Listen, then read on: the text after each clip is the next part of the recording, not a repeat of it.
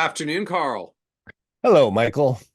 I am really excited today. Do you know why? I don't know why, man. I don't know. Because today is question day.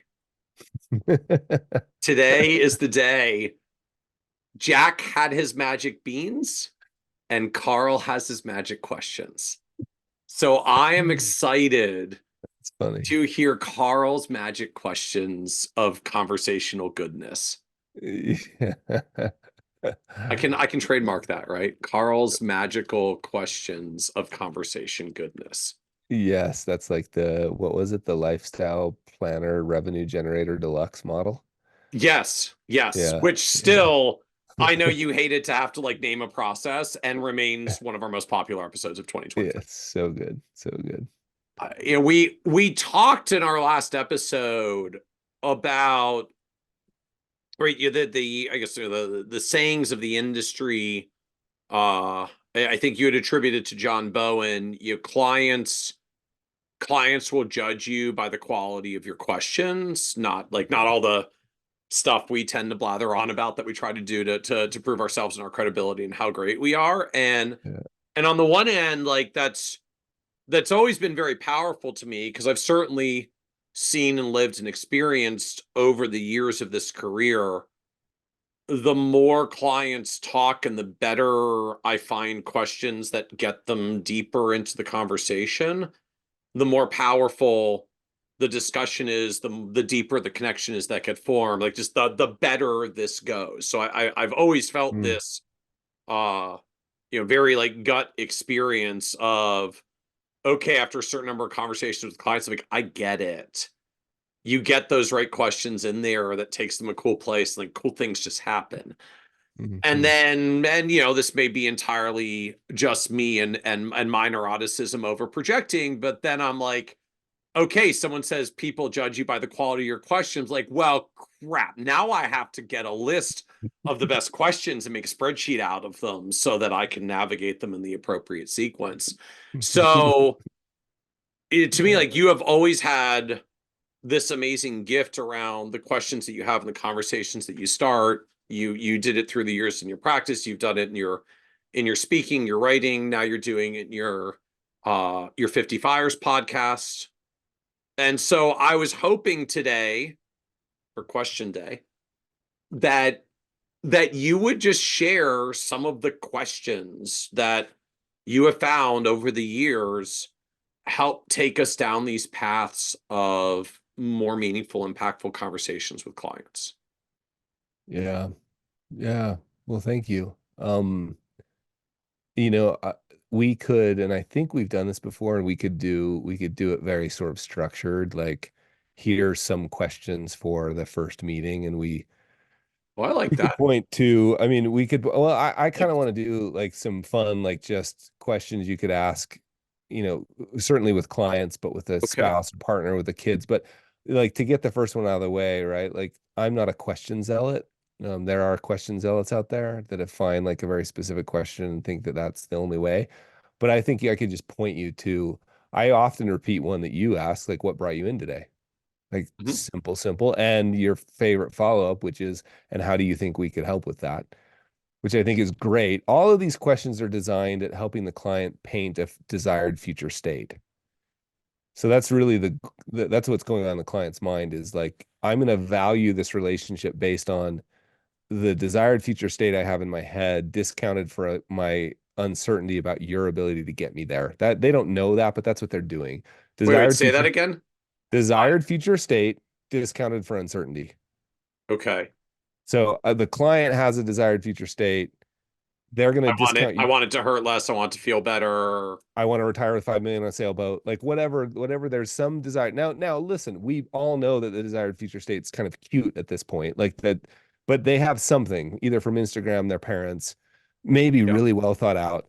And your simple question of what brought you in today, how do you think we could help, is starting to get to paint a picture of what the desired future state was at the presenting problem level, like really quickly. We know that there's a lot more depth there.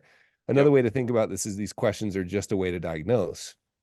And so you can You could, Dan Sullen's done some good work on this in the smartest sales book you'll ever read. His is, I would put, like, if we did this on a spectrum of like comfortable, comfortable, easy questions to ask all the way out to like kind of uncomfortable, we would put Dan Sullen, who I'm a huge fan of his work. Dan Sullivan wrote a book called The Dan Sullivan Question, which is if we were meeting 3 years from today, like that question, which I think is great. You've got Bill Bacharach's classic work around what's important about money to you. Like we're moving on this spectrum of easy, kind of comfortable, all the way out to George Kinder, who was really just like 30 years ahead of his time. Like he's been thinking about this forever. And Yeah. the work's just so impactful. Like if you've been through it, Scott Frank took me through my wife and I through the George Kinder, the Evoke process. Like he was our planner that took us through it. It was just, it's incredible. So like find your sets of questions that you're comfortable with, practice all of that stuff, like amazing. But I want to talk more about like these questions that could just be sprinkled in, and maybe you want to start with them, and maybe you're just going to use them for, a subsequent meeting, or maybe you're going to use them with a spouse or part. Like how can you have more conversations about money? And I was actually really curious. I was thinking about this morning as we recorded a 50 Fires episode. I was thinking about you and our conversation, and I was actually curious because I realized I don't know. Like what is your earliest memory of money? For me individually, Yeah, like what's your earliest memory of money? um, probably getting an allowance, like some memory of like getting an allowance and putting it in my like little money box piggy bank thing that I had that I would like save my money in so that I could then open it up to spend it when I wanted to buy something. That was probably been like chewing gum in the grocery store line or something back then. I mean, do you remember when that was? Like, do you like how old you were? Not clearly, but I would guesstimate probably 6 or 7 years old And if I had to guess. 6 or 7, and you said that like spending box thing. Like, do you know what you're talking about? Do you remember what that box was? That like the one with the Yeah, little the key? irony now as we're saying it out loud and I'm remembering the vision in my head, it was blue. And what was it? Like with a lock or no? Um I yes, it had some kind of lock key mechanism that I didn't use. So it was like a little mini, well, blue box, like a very small, like a very small lunchbox size. No, probably Yeah. flatter than that. It wasn't that tall, but just like you pulled a little switch on the front and it like released the clasp and the Yeah. thing would pop open. I think it did have some kind of lock on the front of it, although I never used it. Uh Yeah. and just like that was what I like would set my $1 bills inside. And you would say like you were from that age, you can remember like setting stuff aside so that you'd have money to buy gum or whatever. Yeah, I was always an accumulator type. I think that was just hardwired in me, right? For some folks, we have to like we teach Yeah. them like the Marshmallow Project and right, and Yeah. like Yeah. don't consume today, save for tomorrow. I was always much more wired for uh patience on that end, which is to me, there's probably some bizarre research study analysis thing because I'm also fairly ADHD, which is usually known for impulsivity and like not Yeah. diligently saving. But I got the other end of that, which was like I liked to save and protect, not even protect, like just save and accumulate the dollars for who knows what in the future. I was always fine with that end of the delayed gratification. Then I just want to play my video games. Want to play my video games. That was my impulsive end. Wow. So that's super interesting that you remember that. Do you remember? I always find like junior high to be some kind of an interesting spot. Do you remember, do you remember what socioeconomic class you were in junior high? Were you one of the rich kids or one of the poor kids? No, we were in the middle. I mean, I was the son of two computer science folks in the DC area where like everybody's a doctor, marries a lawyer, like everybody's professional services couples in the DC area. It's kind of the phenomenon. So, uh, I was definitely not at either end of the spectrum. There were folks because DC's got a pretty wide socioeconomic range. We're very, very much Yeah. of a mixing bowl of um uh socioeconomic status and race and religion. Like it's a very big melting pot area. And so I remember being fairly in the middle. There were definitely folks doing not nearly as well as us, and definitely folks doing much, much better than us. I'm super curious about how did you know? Like, How did I can you know? remember a story about how you knew that there were people doing worse or better or that you were in the middle? Um, I don't I don't remember as clearly on people doing worse aside from probably remembering, like I'm trying to remember back, probably through like activities in Sunday school and religious school Mm, around giving activities, and we did a lot with people in the area that were homeless or food insecure. And mm, so, like, being aware of, like, oh, there's a lot of people out there where they're actually not certain, like, the kids are not certain if they're gonna have food. I'm like, okay, I've definitely never had that. Like, that's not a problem from my worldview experience. Uh, and I think being aware uh on the higher end was like folks that were going on what at least to me were like fancy mm. vacations that I Right. couldn't imagine going on or just didn't understand Do you what remember that that looked like. that statement of like didn't understand? Do you remember that? Like, can you remember that feeling? Either Uh way, like, do you remember discovering like, whoa, there are kids that don't have food? yeah, I have some memories of remembering there are kids that don't have food, and I remember uh there are kids who have other houses that they go to when they're not at this house. I'm like, you How can does that have work? more. Like, why would you need more than one? Like, you can have Yeah. more than one. I'm like, we definitely only have one, and we stay in it all the time, unless I'm like sleeping on the couch in the basement of grandma and grandpa's when we go and visit. Like, so, uh, yeah, and trying Wow. to remember back, it was probably the phenomenon of uh some friends were saying like, yeah, we're going to our other house for the summer. It's like there's an other Yeah. house after the first one. Yeah. Mind Yeah. blown, right? Like, well, 12-year-old me, mind blown. Yeah. Yeah. So that's an example. Like I have 15 more questions that I want to ask now. So And is there a standard, I don't know, set, right? I mean, to me there were a few there that I felt like right, middle school is an interesting time. Is there a yeah. memory that you have? I forget exactly how you phrased it, but I'm like, I feel like that's So a thing yeah, you could ask with some repeatability, I whereas kind some of others were clearly just follow-ups that you were asking. I kind of like going through time. And Okay. so, and often these conversations will happen, and it could happen with clients, but certainly around the conversation with friends. I mean, I've done this with friends now, and it's really the practice has been around because of 50 fires. But now I'm like, wow, I could do this with like my own kids. Like it's amazing to do this with my kids. I can't believe I didn't know this. And one of the episodes is with Lindsay, our oldest, was like, hey, what's your first memory of money? So I love that. Like, let's back up. And I got this inspiration from Krista Tippett, who would say, like, what was the spiritual upbringing of your childhood?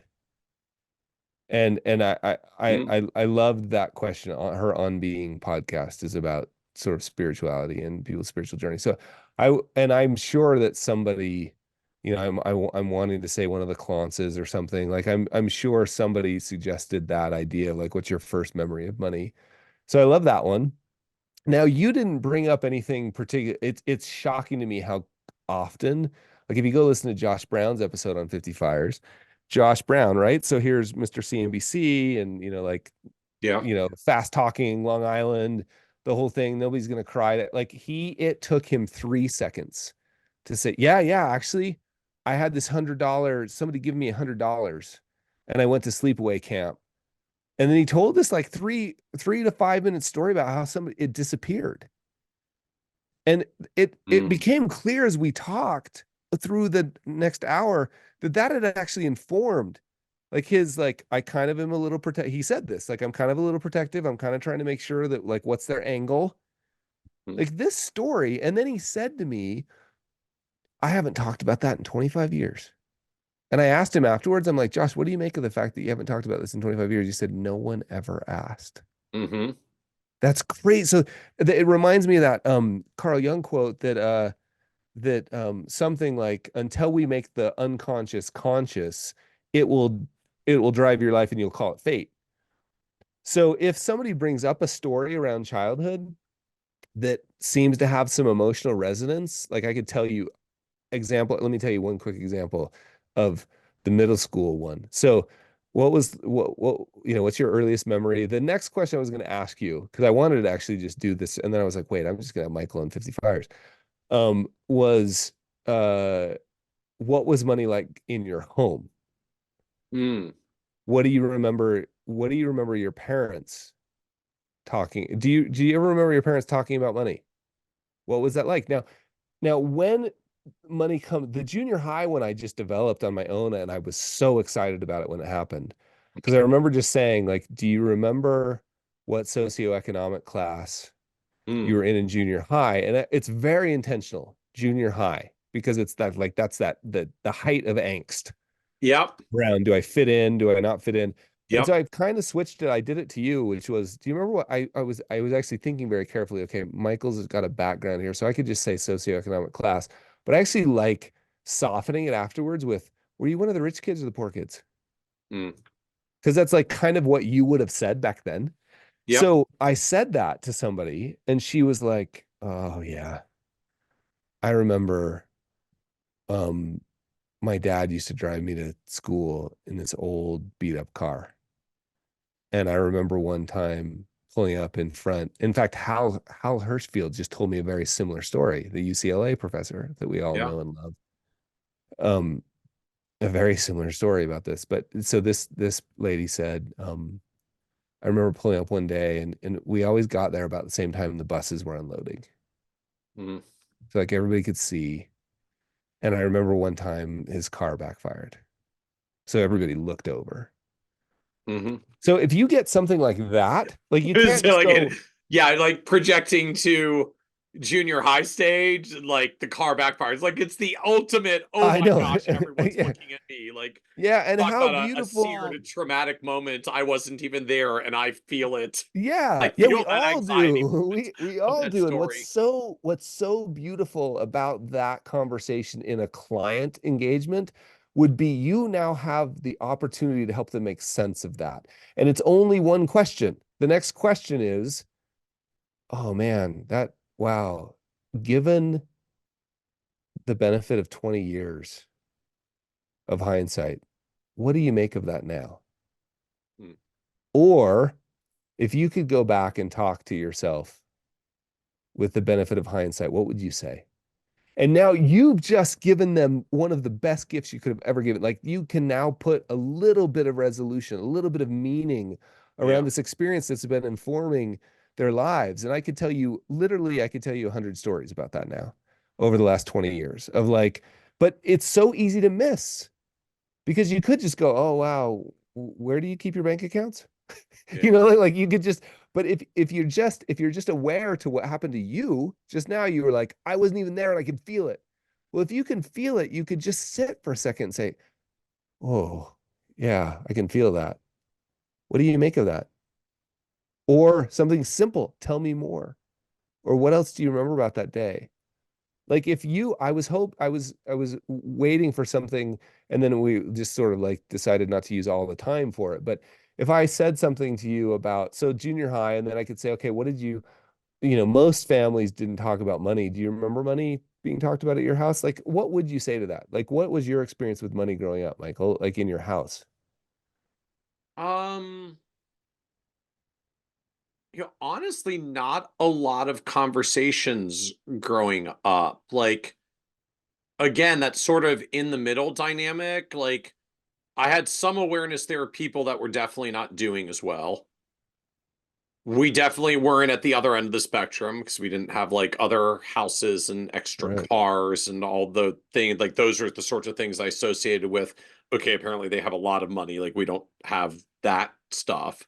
But, you know, for me, at least growing up, it was just kind of this, I don't know, my perception, like securely middle class, like just So it didn't come up kind of very had often. the things we needed, didn't have much more than that, but didn't need more than that.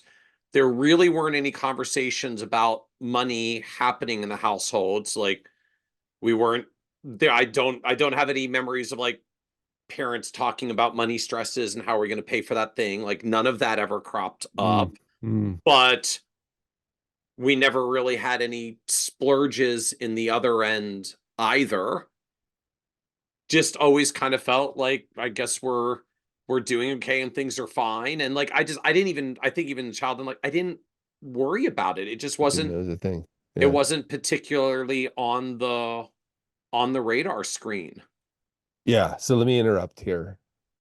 Listeners, like it'd be super curious to just Yeah. pause, like hit pause on the podcast for a second and just think like, what would you want to ask next? Because what I'm really curious about is Givens Michael's background. My next statement, like we don't need to be looking for trauma. Like that's not the goal Yeah. here.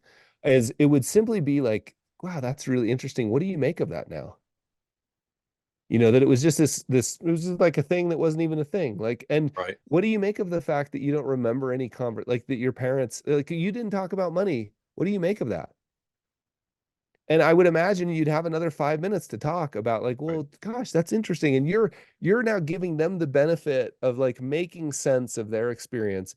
Now, of course, if Michael had said, oh, man, I remember my parents really arguing, and this comes up more often. More often, people are Right. like, Josh Brown said something very similar, like it wasn't a thing.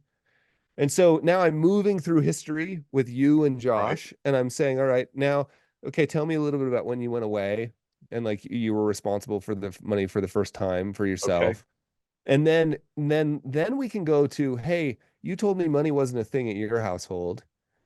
How are you doing it differently in with your household, Mhm. your spouse? Like how Right. if you weren't taught how to talk about it, tell me about the first conversation you had with Yeah. your spouse or partner. How did that go? Did anybody else teach you? No, like and so you're just sort of trying to understand and you get to bring those things back. But more often, more often people are like, man, it was a stress. I mean, the most common thing I'm learning is that it was really stressful, but nobody told anybody. Like it was like I felt What it. was really stressful? Money was stressful in the house. There was arguments and there was fighting, but nobody ever talked to me about it.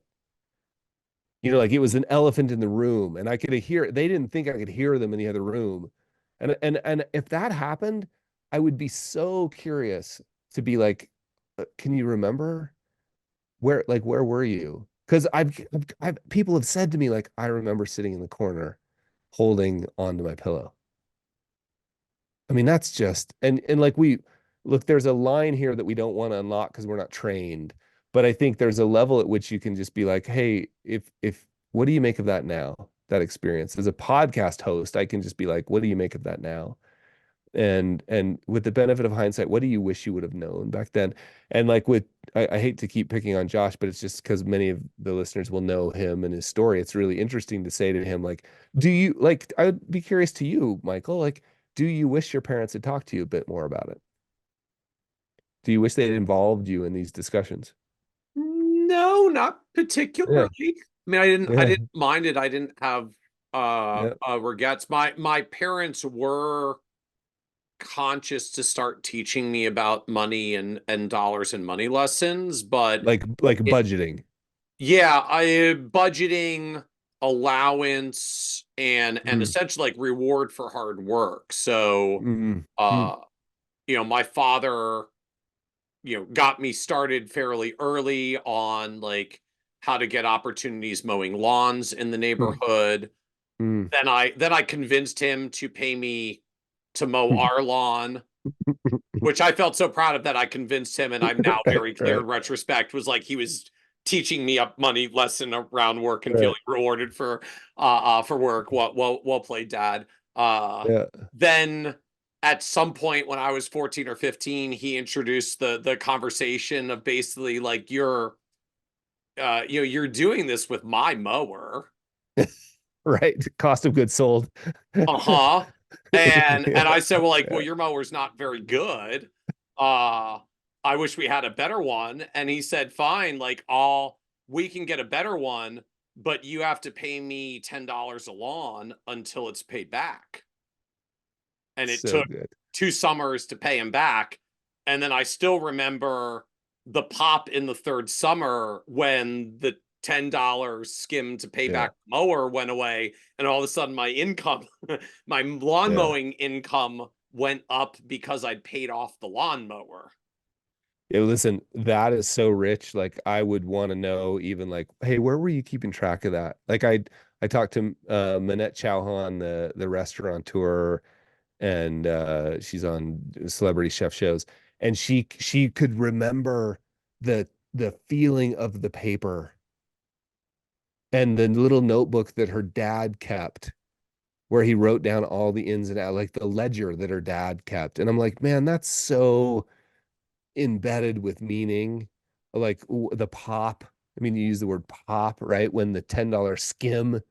I mean, so I maybe it's just me, but I just see all these beautiful, rich stories in there that I would just be paying attention to. So I'm struck as you're describing this, right? As you're putting some of the questions forward. I mean, there's a few things that I'm drawing from this. One, you like you've got a couple of different life stages around where money interacts that you seem to like to ask about, right? First money memory, money dynamics when you were young, right? Were you aware of it? Were your parents asking about it? Were they teaching you lessons? Middle school, you've grown up and gone out on your own. What's that like? You're now getting married and incorporating finances. What's that like? So I'm struck like there's this series of kind Mhm. of life stages that you like to probe at. Um, and that you don't just get into it's like the thing, the money memory, the experience, the whatever it is, that like you seem to like to draw up visualizations around it. Like, can Mhm. you remember what it was like? Where were you? What did that feel like? Yeah. I'm assuming it's just all the more of sort of putting people back into that visual moment, immersing themselves back into the Yeah. what that was like. Yeah, and I don't, I mean, just to be clear, I'm not sure. I'm positive that there's plenty of this that plays a role in the work we do, Hmm. right? This is certainly applicable, and I don't know where it's like outside of the work we do. I just know it's beautiful, and that people, the thing that I've been trying to do with 50 Fires is show the world what it means to have a really great first meeting, and sometimes it's gone a little farther than that or a little less than that, but and really what I've been trying to do is help everybody understand how hungry we are to make meaning around this stuff. So yeah, so let me just give you some of these. So here, I'm looking at the list of questions that I have in front of Yeah. me every time I do an episode. So earliest memory of money, what was money like growing up in your home? Do you remember your parents talking about money? All right, wait, I wait, love, slow down, slow down. These are yeah, good. So like, so earliest money memory. yeah. What Can was you this? recall your earliest memory of money? Okay, What was money like growing up? What was money like in your home growing up? okay. Do you remember your parents talking about money? I mean, that might have been 30 minutes of conversation right there, by the way. Yeah, yeah, yeah.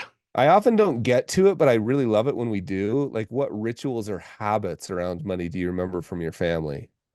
You Mm. know, that could be like the allowance, or we always did this thing, or then that heading was called family, and then we moved to community. And I'm happy to send these to you, Michael. We can put them in the Yeah. show notes. Um, what social class did you belong to relative to other kids at school? And I've fine-tuned that down to like in middle school. Can you remember what social class were you, one of the poor kids or rich kids? How did you first become aware of that? I can't believe how many times people bring up school lunch like Mm. as the thing. Like I was one of the kids that got school lunch and I remember somebody making fun of me for it, or I had like peanut butter and jelly and somebody else had chicken cordon bleu or whatever. Uh-huh. So like school lunch, clothes, and cars are often um then were you brought up within a cultural, spiritual, or religious community that had shared beliefs around money, wealth, or possessions? That's been really interesting. It doesn't come up often.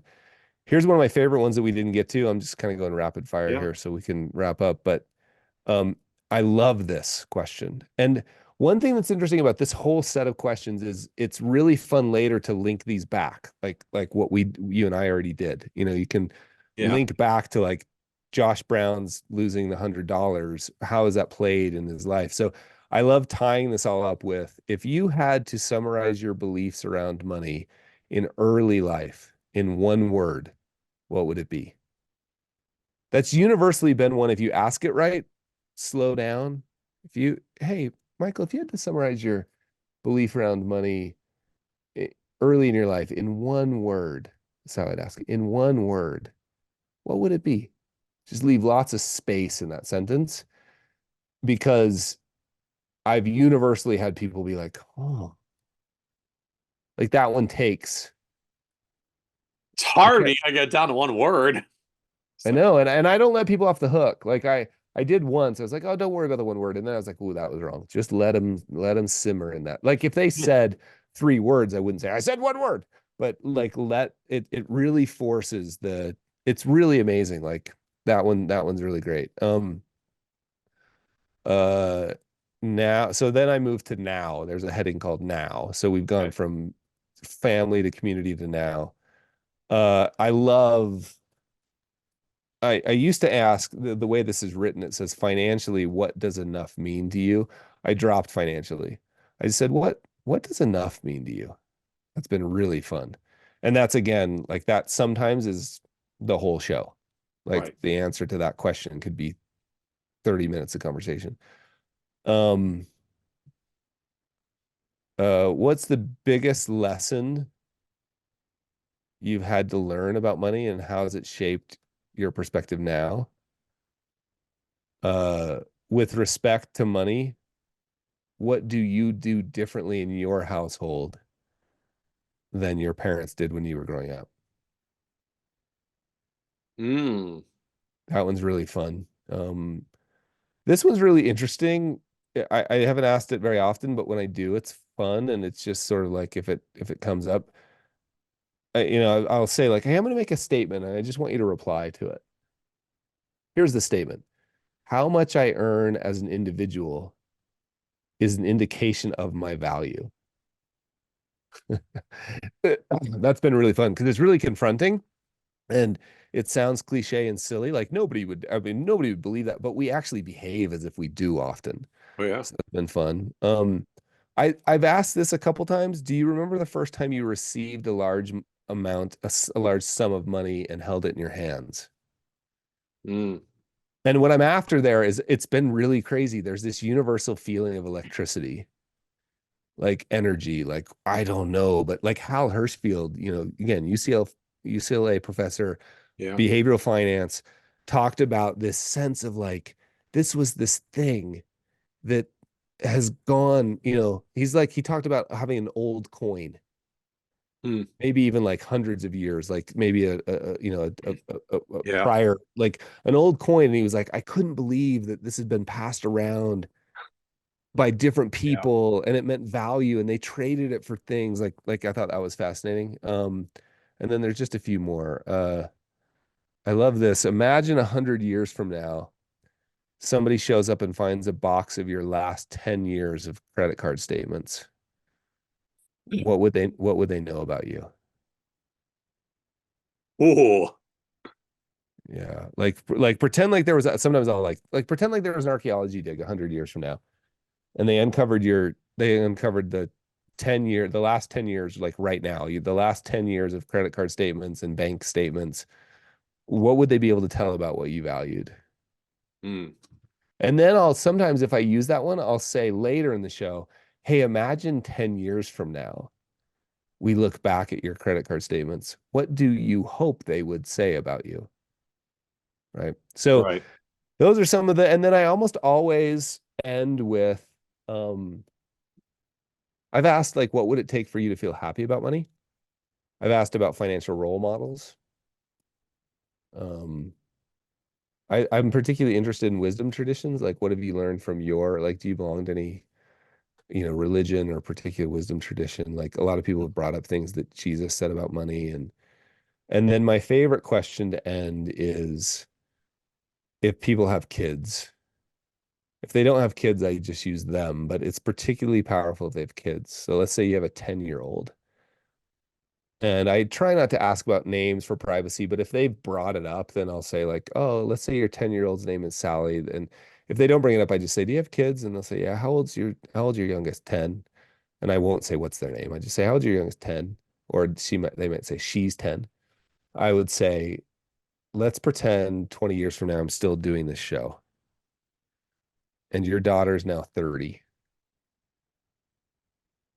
It's Mm. so funny. It's so funny how emotional I get about this, just because I can feel the conversations that have happened. Like your daughter's now 30 and I have her on the show.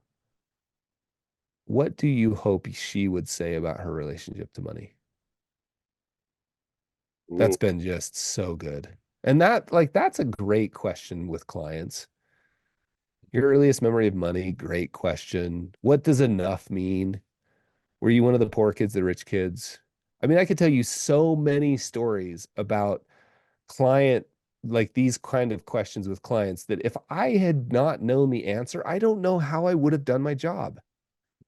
And it certainly wasn't going to come up in my risk tolerance questionnaire. So, so as we come to the end of this conversation, I'm curious if you can close the loop with us. How does this conversation end for you with the client? Right? I mean, if I go all the way back, as you noted, right? You know, as I joke, like no one wakes up in a cold sweat in the middle of the night because they need a comprehensive financial plan. Right, right. Uh, the presenting problem is never that stuff. Yep. It's something more immediate and proximal. You know, my elbow hurts, my knee hurts, whatever the money Yep. equivalent is. Um, then you do your proverbial righteous trick, and all of a sudden we're having this conversation that's going all these strange directions that I didn't anticipate, but I'm kind of going along for the ride. And it is a powerful thing just for anyone who has not like done these kinds of questions, started these kinds of conversations, you know, it will feel strange to be asking because you in your head you're saying at some point the class gonna say like, why the heck are you asking me about this? You realize like I Yeah. came in for something completely different. And in practice, when you're the question answerer, like your brain goes all in on that. You're just telling your Yeah. stories. I Like was super curious how quickly you went there.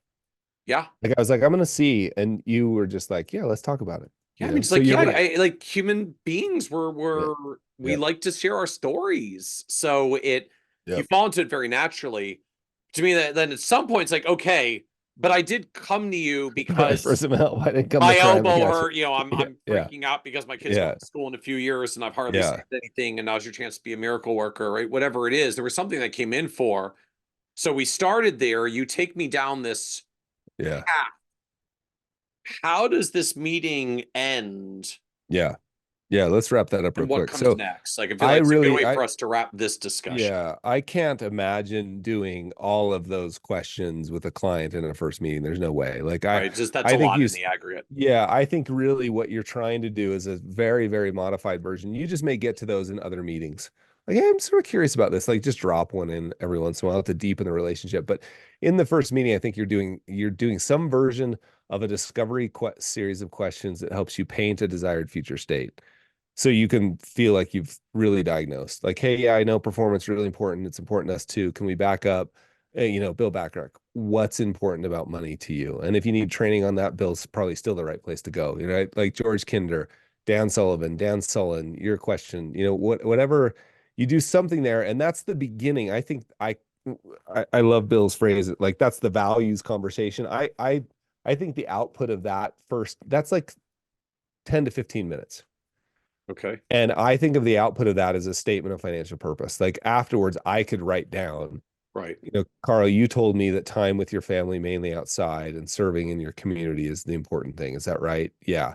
Then I'm going to move on to more practical situations. Like, okay, now I've understood clearly why you want to go someplace. So now let's do the normal thing, which is out of that conversation, time with your family, mainly outside, or Jerry and Vera. Jerry said, I just don't want to be a burden to the kids. Naturally, out of that conversation, I could now paint a picture on goals. So I go from values to goals Because I can say, hey, Jerry, you told me you don't want to be a burden to the kids. Like, what does that look like? Let's put some, here's what I say, like, let's put some framework around that. And if it's okay after we put some framework around it, we'll call it a goal. My rule is you can't ask somebody what their goals are till you teach them what it means to have a goal. So let's put some framework around it. Carl, you said time with your family, mainly outside. Like, how much time? How much would that cost? So goals. And then I back up to now I've earned permission. That's the way I think about it. I don't know if it's right. I'm just Okay. saying I've earned permission now to ask the questions that normally we start with. So I'm going to back up. What's current reality? So I just say, hey, let's back up. I think I have a clear picture of where you want to go. Let's talk about where you are today. What do you owe and what do you own? That's my favorite way to say it. Start with the bank. How about the investment accounts? So now basically we've gone values, goals, balance sheet. And then I love John Bowen introduced me this like, who do you love idea? Like, what other people would you have financial relationships with? Like, tell me about your parents. Do you have obligations there? Tell me about your kids. And he always started it with just like, hey, tell me about who do you love and what financial obligations might you have? So now you've painted a picture of that. Then I love other professionals and I love to paint distance there. Like, hey, do you have a stockbroker? Uh-huh. Like I kind of, do you have an insurance guy? Like, so you're kind of painting Right. distance. And then interests are always like, I'm just thinking of this as a series of questions around like, what magazines do you subscribe to? If you had a free day, what would you do? What books do you like to listen to? Listen to any podcasts? And then I always asked a question around like, how frequently in an ideal world would you communicate? So then at the end of that, I can say, hey, based on our conversation today, it seems like like, I really think we could add some, like, this would be a good fit. Um, So I think is there anything I've missed? I think I have everything here to put together a plan. And as soon as the word plan comes out, there's a big asterisk. Hmm. Don't worry. I'm going to try and keep it to one page. It's going to be a summary of what I heard for our next meeting. And in our next meeting, I'll present that to you and we can decide if we have a basis for moving forward. That's how you wrap that whole thing up. Okay. And we could dive into every single part of that in more episodes, of course. Okay. But I'm not thinking that you're spending an hour sitting on the couch. I think that was really One, important to clear up. and I guess sounds like you're not necessarily going to some of those past, or first money memories type questions as No, quickly. You started more in the direction of like the back rack style, or desired oh, future state. you're in because you want to retire. Like, so cool. Like, what's important about money to you that That's you're building exactly right. this nest egg up? Yeah, three, Dan Sullivan's question. I think we were just mixing things in here to talk about like, okay, how do I have good conversations about money Yeah. generally? And Okay. then I think it's nice to tie it up like, okay, great. Are you suggesting that all fits in a first meeting? No. All right. Awesome. All right.